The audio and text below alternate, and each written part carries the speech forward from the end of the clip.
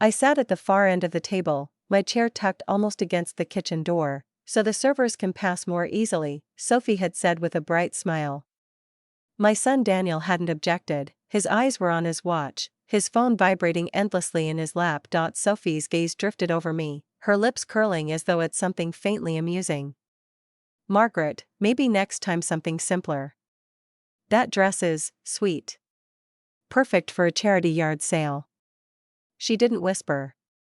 The women nearby tittered politely. Daniel only shifted in his chair. I kept my hands folded in my lap. The waitress, Emily, appeared then, setting down a leather dessert folder before me.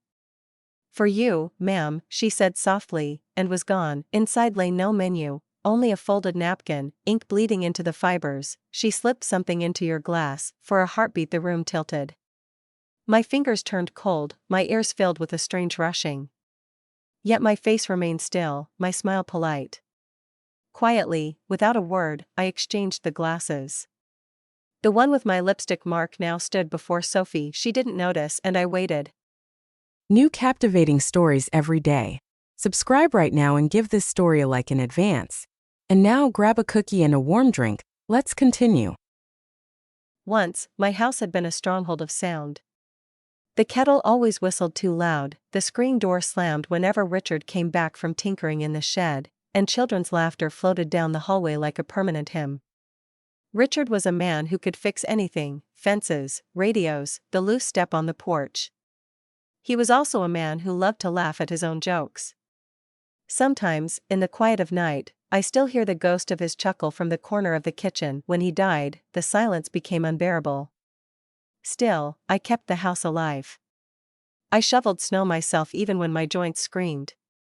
I ran the book club at the library so the women in town would have a place to talk. I tended the garden as if it were a second child. Most of all, I held Daniel's life together when he faltered. His startup drained faster than water through a sieve, and I poured my retirement savings into it without hesitation. I told myself I was investing in his future, but really, I was investing in love. On the dresser in my bedroom still lies Richard's watch in its oak box. An omega, scratched at the edges from decades of wear.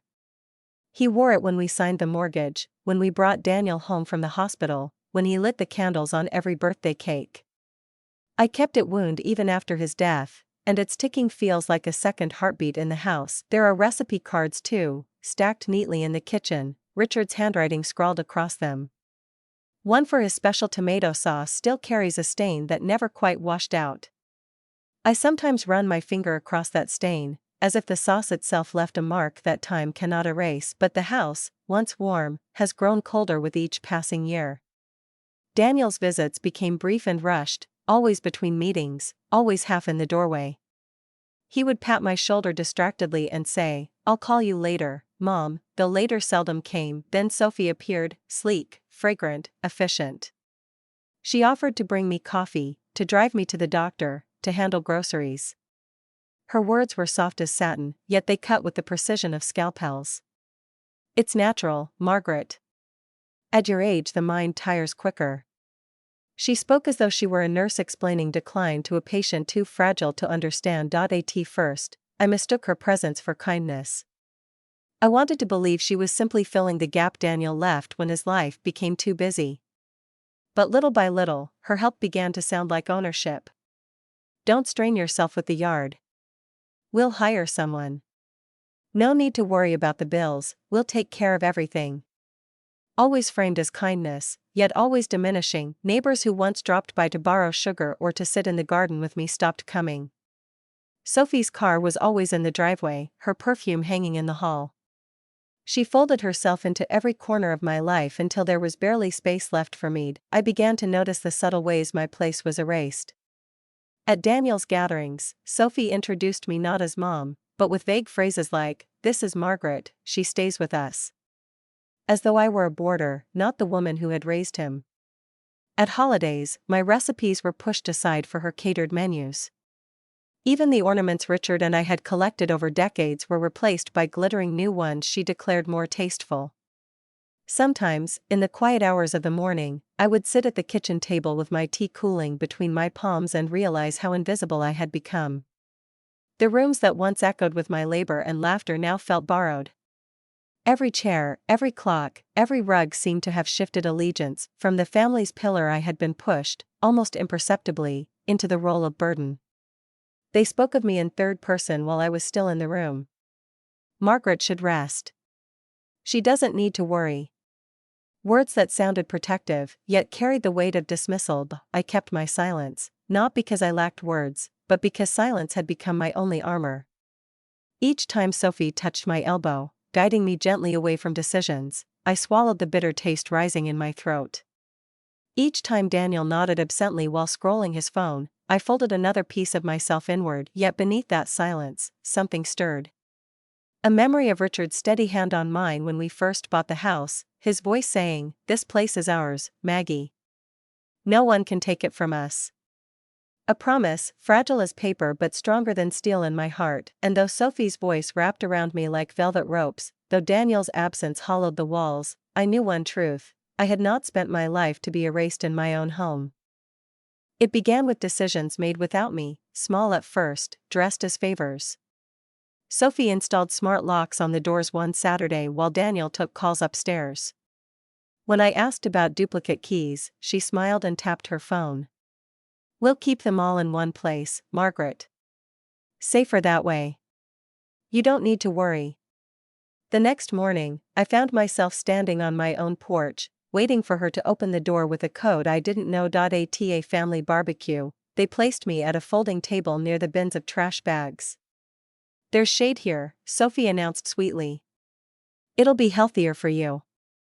From the main table came bursts of laughter, the scent of grilled meat drifting toward me like a reminder of my distance. My plate held a lukewarm hamburger, their plates glittered with steak. Daniel didn't notice the difference, or chose not to. Restaurants became rituals of humiliation. Sophie would lean toward the waiter before I had time to open my mouth. "Mashed potatoes for Margaret. Steak is too hard for her to chew." The first time, I laughed politely, pretending it was an oversight. By the fifth time, the laughter caught like a bone in my throat. One evening after dinner, in the parking lot of the Cascade Lake Mall, I reached instinctively for the driver's seat. Sophie dangled the keys and smirked. "Let the young handle it. Reaction time isn't what it used to be, Margaret."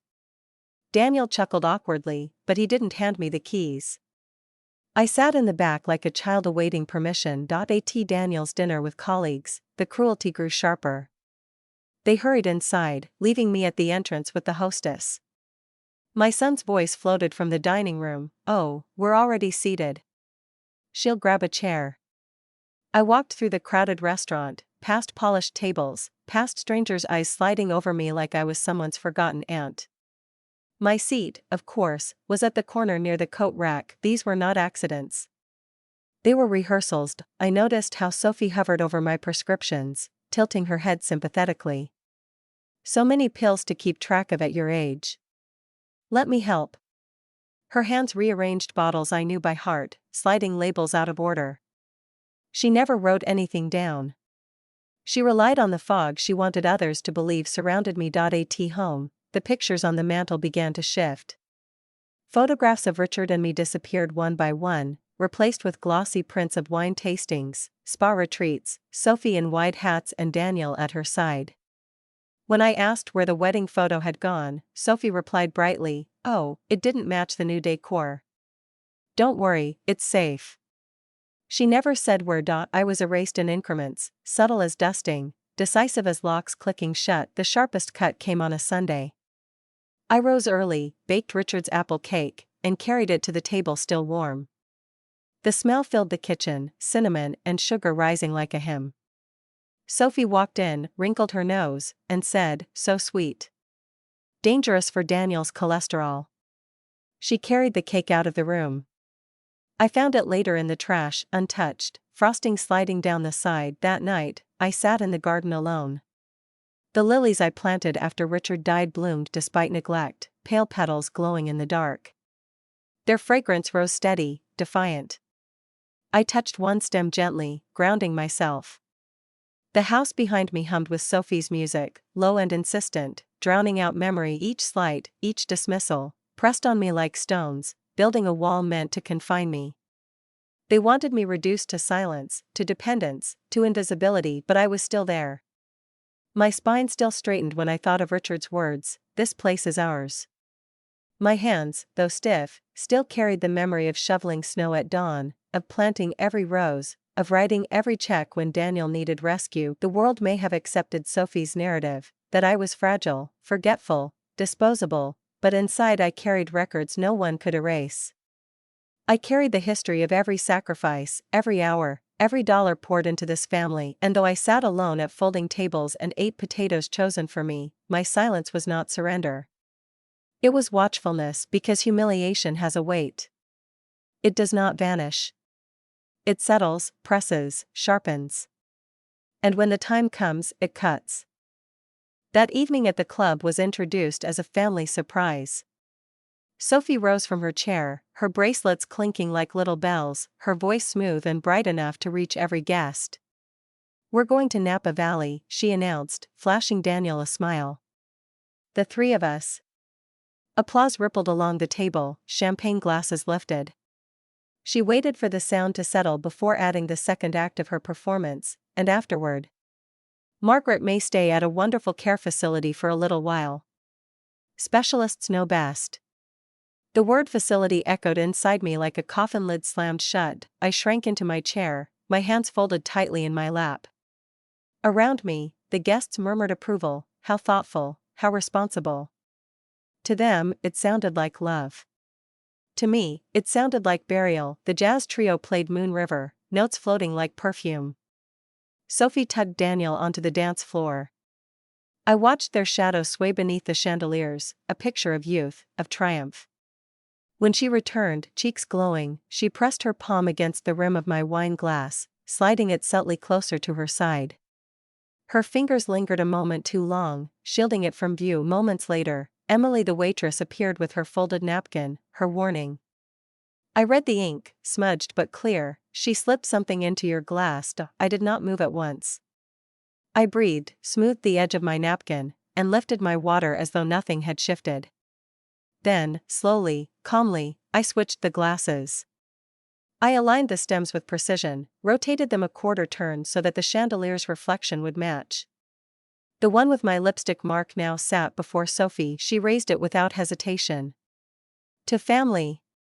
Her voice carried across the room, triumphant. Guests repeated the toast, crystal clinked, and Sophie drank. I waited. The minutes crept like hours. Conversation swelled around me, silverware clattered, laughter broke like surf. Then her smile began to flicker. Her words slowed. Where do rooftops fly?" she asked no one in particular. Her bracelet slipped against the glass with a clink. Daniel's face drained of color. "Sophie? Do you need a doctor?"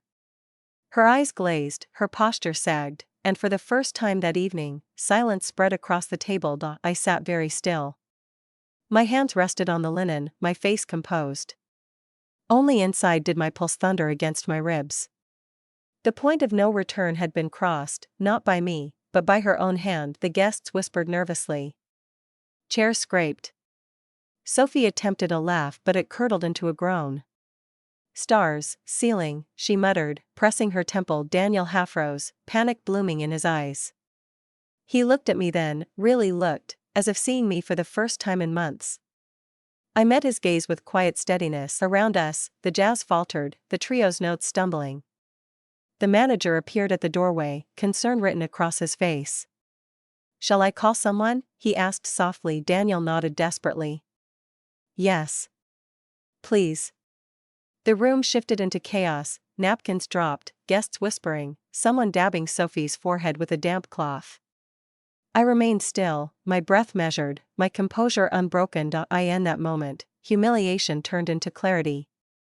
The very stage they built for my erasure had become the theater of their own undoing. I did not gloat. I did not smirk. Instead, I allowed silence to drape over me like a cloak, concealing the storm inside. I thought of Richard then, his voice steady, his hand warm on mine. "This place is ours, Maggie." He had always said dignity mattered most, even in battle. Perhaps especially then. Now the battle was no longer hidden. It was lit under chandeliers, witnessed by strangers, and sealed with Sophie's own poisoned toast. As paramedics were summoned, as Daniel hovered helplessly, I folded my napkin neatly and set it on the table. Not a surrender, but a signal. The night had shifted, and nothing would return to what it was. Emily returned quietly, balancing a tray as if nothing unusual had happened. She leaned toward me, her voice barely above the hush of the trio resuming their song. "We have cameras everywhere," she whispered. "I saw her tampering with your glass at the bar. Mr. Alvarez, the manager, already has the footage." Something shifted inside my chest, not panic, not relief, but a click, like a lock turning. A moment ago I had been drifting in the undertow of weakness, drowning in Sophie's choreography. Now, icy resolve settled over me, images snapped into place. Last week, Sophie had insisted on helping me sort my pill organizer. Her manicured fingers moved too quickly, her smile too smooth. I had felt a flicker of unease but said nothing. 2 days ago, a letter from Richard's lawyer had gone missing from the stack of mail, an envelope I had distinctly placed on the counter. Yesterday morning, I found a small brass key lying in the hallway near the umbrella stand. It bore the name of a local bank. No one admitted to dropping it. Someone was testing whether I noticed. I thought back further. Richard, meticulous even in his last months, had often said, "Always keep the original safe. Copies can vanish." He had left me folders, each labeled in his careful script, tucked into the cedar chest at the foot of our bed. Wills, property titles, insurance documents. I had preserved them like holy relics, touching them rarely but never forgetting their weight. Now, at the country club, with Sophie's smile dissolving into delirium, I realized I still held my greatest weapon, proof. I pulled my phone from my purse, fingers steady. The screen glowed, familiar, loyal. I composed a single message to my lawyer: "Call me urgently." My thumb hesitated only a second before pressing send. Across the table, Daniel fumbled with napkins, dabbing Sophie's forehead. His voice shook, pleading, "Stay with me." Around him, guests whispered, their amusement soured into pitied. I remained still, my silence deliberate. I was not the helpless old woman they imagined. I was the librarian who had catalogued hundreds of volumes, who had remembered dates and numbers long after others forgot. Facts were my inheritance, and tonight they would shield me. Emily returned once more, her apron brushed with flour. "Mr. Alvarez has the recordings ready," she murmured. "He says you can view them whenever you like." Her eyes searched mine, steady and sure. I inclined my head, my voice calm, almost ceremonial. "Thank you." Inside, however, my thoughts were sharp as glass. Sophie had not simply tried to humiliate me with folding chairs or discarded recipes. She had attempted something darker. And the fragments, the pill organizer, the missing letter, the mysterious key, were not isolated accidents. They were pieces of a plan. A plan that, until now, had seemed invisible. I remembered Sophie's tone earlier in the week: "Margaret, we'll help you handle your finances. It's all too much for you." She had spoken as though my savings, my accounts, my very identity were already in her hands. And Daniel, distracted, had nodded, never once defending me. But tonight's note on a napkin, the waitress's steady eyes, the cameras quietly recording, it all meant I was not alone. The house of cards Sophie built had begun to tremble. I straightened in my chair, adjusting my jacket. My reflection in the polished silver water pitcher caught my eye, hair neatly pinned, lips composed, gaze unwavering. I saw not frailty, but clarity. The room hummed with panic around Sophie's decline, but within me a different current stirred. This was no longer humiliation. This was preparation, and I, Margaret Bennett, widow, mother, once belittled burden, had just discovered my trump card. The powder room smelled faintly of roses and talc, a soft disguise for the turmoil brewing in the ballroom. I stood before the mirror, light glinting off gilt edges, and studied the woman staring back at me. Her cheeks bore the faintest flush, her silver hair pinned neatly, her mouth firm. I removed my lipstick with a tissue, watching the faint crimson fade until only pale composure remained. No frail Maggie stood there. Only Margaret Bennett, librarian, widow, keeper of records. I unclasped the pearls from my neck and tucked them into my purse. Their softness belonged to another era, one where I believed gratitude was guaranteed. Tonight required steel. I buttoned my dark jacket, smoothing the lapel with slow precision. My spine straightened, my eyes cleared. I felt the quiet strength of every dawn I had shoveled snow, every night I had balanced accounts alone, every sacrifice left unacknowledged. Those years had not vanished. They had forged me. Emily appeared at the doorway, hesitant but steady. "Mr. Alvarez is ready," she said. I followed her down a narrow corridor lined with framed photos of the club's founders. Their stern faces seemed to nod approval as we passed. The manager's office was warm with the scent of coffee and furniture polish. Behind his desk, Mr. Alvarez had already cued the footage on a wide monitor. He clicked play. There it was, Sophie at the bar, her back angled toward the room, glancing around before sliding a small vial from her purse. She tilted it into the wine, stirring with a cocktail straw, her movements rehearsed yet nervous. Then she placed the glass on a tray, smiling at the bartender as though nothing had happened. The screen froze on her face, caught mid-smirked. I raised my phone and photographed it, each detail captured. Mr. Alvarez handed me a flash drive. "A copy," he said simply. I nodded, slipping it into my purse beside the pearls. Emily produced a notepad, scribbled her account, and signed her name firmly. The ink looked bold, almost defiant. "Thank you," I told them. My voice was calm, low, commanding. "Now I need security. Please escort us to the elevators, and make sure she sees me waiting." Mr. Alvarez picked up the phone. 2 guards appeared within minutes, standing like sentinels. Their presence was steadying, a reminder that order was shifting. The corridor outside smelled of polish and faintly of citrus cleaner. Each step echoed with purpose. I felt the weight of years lifting, not gone, but transformed into something sharper.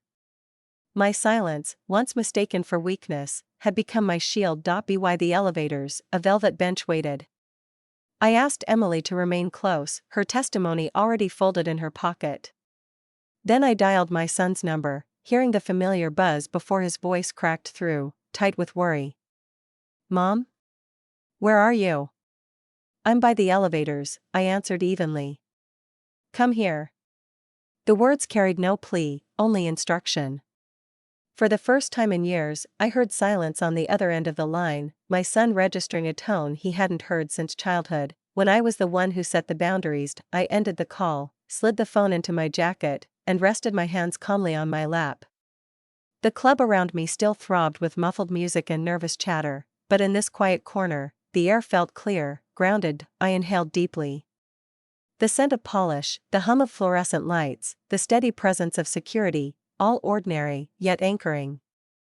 I was not vanishing into Sophie's narrative of decline. I was preparing the stage for truth. For years, I had been dismissed as background. Tonight, I was author again, and the story was just beginning. By the elevators, the velvet bench sagged under Sophie's weight. Her head lolled slightly, one hand pressed to her temple. "Danny," she murmured, her voice syrupy and slurred. I saw stars on the ceiling." She tried to smile but her lips wavered. Daniel crouched beside her, panic burning through his composure. "Sophie, just breathe. It's all right." His hands fluttered uselessly with napkins, dabbing at her wrist, her forehead. He looked like a boy lost in a storm. When Sophie's gaze finally landed on me, her features hardened. She sat up straighter, venom suddenly sharpening her tone. "It's her fault. She spilled something. I drank the wrong glass." Her finger jabbed the air toward me, the polished nails trembling but still accusatory. I did not answer her words. I only lifted my phone, pressed play, and held the screen steady. The video glowed in the dim corridor, Sophie at the bar, tilting the vial, stirring the glass with a straw, glancing around with false nonchalance. The image was unmistakable. "Those are your hands, Sophie," I said quietly. "And that's me, smiling a minute before you planned to bury me alive." Daniel froze. His breath caught, his eyes darting between the screen and his wife's pale face. "Sophie?" His voice carried no defense this time, only bewilderment. She twitched, her mask slipping. Then she forced a brittle laugh. Vitamins, she said sharply. That's all. She's losing her mind anyway. Who would believe her? A hysterical old woman clinging to fantasies. The word hysterical cut through the air like glass shattering. I kept my voice level, my gaze steady. That's only the first piece. Her eyes narrowed, lips curling into something between fury and fear. Daniel's mouth opened but no words came. He looked at me differently now, not as burden, but as stranger, as someone holding truths he had never considered. The security guards shifted closer, their stance quiet but firm. The elevator doors slid open and closed again, the metallic sound slicing through the charged silence. I did not rise. I sat straight-backed, hands folded on my lap, phone still glowing with Sophie's betrayal. My silence weighed heavier than accusation. Finally, Daniel spoke, his voice barely audible. Sophie, is this real? She turned on him, her face a mask of outrage. You're going to believe her? After everything I've done for you? After everything I've given? Her words spilled too fast, too sharp. She looked less like a wife and more like a cornered animal. I let the silence stretch, steady as a tide pulling out to sea. Then I said softly, this is only the beginning. Daniel swallowed hard, his jaw trembling. For the first time in months, maybe years, he didn't glance at his watch, didn't reach for his phone. He just stared at me, as if remembering I existed, and Sophie, her mask cracking, her voice rising, her certainty eroding, was finally where she had placed me so many times before, cornered, diminished, powerless, except I was not powerless. I had waited. I had endured. And now I had struck the first blow. Security escorted us down another corridor, away from chandeliers and laughter, into the staff offices. The air smelled of coffee gone cold, of polished wood, of paperwork. Sophie stumbled between the guards, muttering protests, her bracelets jangling like chains. Daniel trailed behind, pale, his phone still in his hand though he had forgotten to look at it. Within 20 minutes, county police arrived. Detective Maria Santos led the way, her presence brisk and commanding. She carried herself like someone who had seen many masks slip before. Let's start simple, she said, gesturing to Sophie's purse. The officer unzipped it. Out spilled 3 small vials, each unlabeled, each half full of fine powder. Alongside them lay a folder, medical reports stamped with a physician's name I had never heard. My own name appeared again and again across the pages, followed by words that chilled: early dementia, increasing confusion, recommend evaluation. My breath caught, but my face remained composed. Detective Santos flipped through the papers, her brow furrowing. These signatures look questionable. She turned one page, then another. Forgery. Then came the checkbook, its cover embossed in gold. Inside, practice signatures scrawled again and again, my name, shaky and uncertain, rehearsed by a hand that was not mine, and finally, a small brass key labeled with the name of a local bank. The very key I had found days earlier in my hallway. Not mine, Sophie snapped, her voice cracking. None of it's mine. Emily entered quietly, apron still dusted with flour. She carried her written statement, folded but firm. I saw her tamper with the glass, she told the detective. I wrote everything down. Santos accepted it, nodding once. Thank you. Mr. Alvarez cued the footage again, this time for the officers. Sophie appeared on the screen, vial in hand, stirring, glancing over her shoulder. The room grew silent except for the faint buzz of the monitor. I added my own piece, screenshots of text messages I had received in recent weeks from a supposed doctor urging immediate evaluation. The detective scanned the number and shook her head. Burner phone, she confirmed. Disposable. The evidence piled like bricks in a wall, each piece heavier, undeniable. Sophie's protests grew sharper, higher pitched. She's framing me. She's vindictive. You don't understand. But her words rattled in the air, hollow. Daniel sat rigid in the corner, his face drawn. He rubbed his temples as if trying to erase the scene before him. For once, he had no defense, no hurried explanation. Only silenced. I remained still, my hands folded neatly in my lap. My heart beat steady, each thud carrying me further from the shadows of humiliation into the light of exposure. For years I had been erased, reduced, made to sit at folding tables near trash bins. Tonight, every cruelty, every dismissal had led here, to this cramped office smelling of coffee and polish, where truth finally outweighed pretense. Detective Santos closed the folder with a sharp snap. "This is more than family conflict," she said. "This is fraud, attempted poisoning, forgery. And it will be handled accordingly." Her words landed with the weight of gavel strikes. Sophie slumped against the chair, eyes darting, searching for rescue. But no one reached for her hand, and I, quiet, composed, unshaken, knew that the wall she had tried to build around me was now crumbling around her instead. Detective Santos's expression tightened as her phone buzzed. She stepped into the hall for a brief call, then returned with a look that cut sharper than any accusation. "We pulled her real identity," she said flatly. "Your daughter-in-law isn't who she claims." The room stilled, her words fell heavy. Sophie Larkin. Multiple aliases. History of elder fraud. Guardianship scams in 3 states. Suspicious wills, sudden disappearances of assets. She's been doing this for years. My breath came slow, deliberate. Not surprise, not disbelief, only the settling of puzzle pieces I had sensed all along. Detective Santos laid another document on the desk, a life insurance policy filed just a week earlier. My name was there, alongside Daniel's as beneficiary. But Sophie was listed as sole recipient of his portion. My stomach turned cold. Daniel's face drained of color. "What is this?" he whispered. His fingers shook as he traced the printed lines. Santos continued, unflinching. "Bank records confirm the vault key. It matches a box registered under one of her aliases.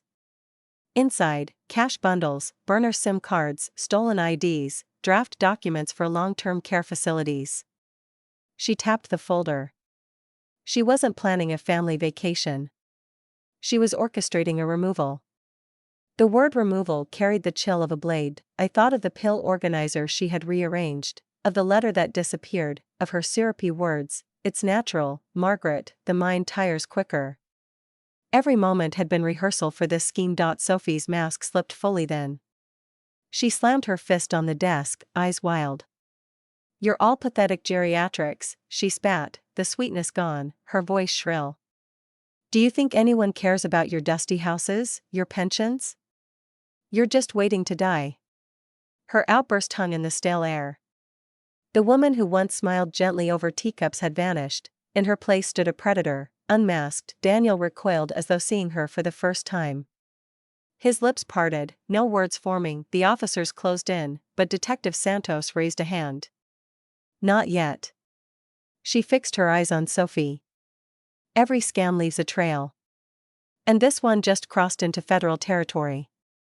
The mention of the FBI seemed to snap even Daniel upright. He looked at me then, his eyes wide, wet with something between shame and terror. "Mom," his voice cracked, almost boyish. "I didn't know." I held his gaze, calm, steady. My silence answered what words could not. Sophie twisted in her chair, wrists trembling against the grip of security. The persona she had paraded, polished, attentive, indispensable, was ashes now. Her shriek rang hollow. "You'll regret this. All of you." But I did not feel fear. Only a strange, grounded clarity. For years she had chipped at my place, turning me into background. Now she was the one cornered, her life reduced to folders, files, forged signatures. Detective Santos gathered the evidence, her movements crisp. "We'll transfer her to county first. Federal Crimes Division will follow. She's not going anywhere tonight." The guards pulled Sophie to her feet. She thrashed, cursed, then sagged, her bracelets clinking like shackles. I sat still, hands folded neatly, as the predator was unmasked before strangers, her schemes unraveling in plain sight. The deeper threat had revealed itself, not just betrayal of family, but a machine of fraud, sharpened over years. And she had believed I would be her final, easy victory, but she had underestimated the silence of a mother who watches, remembers, and waits. They led Sophie through the lobby in handcuffs, her heels dragging against the marble. Guests who had toasted her hours earlier now stared in silence, some whispering, some turning away. She did not look at me. Perhaps she could not bear the reflection. Daniel followed, but at a distance, his shoulders hunched. He did not speak. I left quietly, the night air cool against my cheeks. By the time I returned home, the stars were fading and the house stood waiting. I set down my jacket, opened Richard's oak box, and heard the steady ticking of his watch. The sound filled the silence louder than applause. In the morning, I brewed tea in his porcelain cup, the one chipped at the rim. Steam curled upward, carrying with it the memory of every dawn we had shared. My lawyer's message waited on my phone, all protections in place. The house secured. I read it twice, then once more, letting the words settle like stones in a foundation. At noon, Daniel arrived with a box of donuts, his tie crooked, his eyes swollen. He placed the box on the table as if he were still a boy returning from school. "Mom," he whispered, "I'm sorry. I didn't see it." His hands trembled as he fumbled with tools, replacing the smart locks Sophie had insisted on. He laid the new keys on a saucer beside my cup, a quiet offering. I did not rush to comfort him. I simply nodded, my silence neither cruel nor forgiving, only truthful. That evening, I dialed Emily. Her voice carried warmth, hesitant but genuine. "Would you like to help me with household matters?" I asked. "I trust you." She accepted softly, a note of relief in her tone. A new beginning, fragile but real. Outside, the lilies I had planted swayed in the dusk. Their fragrance rose gentle, unyielding. Sophie's perfume had once filled the house like smoke, now the garden reclaimed its air. I stood by the window, my reflection meeting me, back straight, eyes clear. The woman who had been seated at folding tables near trash bins, ordered mashed potatoes she never asked for, erased from mantel photographs, was gone. What remained was Margaret Bennett, widow, mother, survivor, author of her own story. Daniel lingered in the kitchen, quiet, folding napkins as though the action might stitch us together again. I did not rush him. Healing, if it came, would come on my terms. The night deepened. I walked into the garden, the air cool against my skin, the lilies glowing faintly under the porch light. I breathed in their scent and thought of Richard's words, "This place is ours, Maggie." For the first time in years, I believed him again. The moral settled firmly in my chest. The best revenge is not shouting, not breaking, not even striking back. The best revenge is to live with dignity, to guard what is yours, to let truth rise quietly until it cannot be ignored. And sometimes, the best revenge is as simple as switching the glasses in time. I closed the garden gate, the latch clicking softly behind me. Inside, the house felt lighter, as though its walls themselves had exhaled. I set Richard's watch beside my cup, its ticking steady, eternal. I was no longer a burden. I was no longer erased. I was home.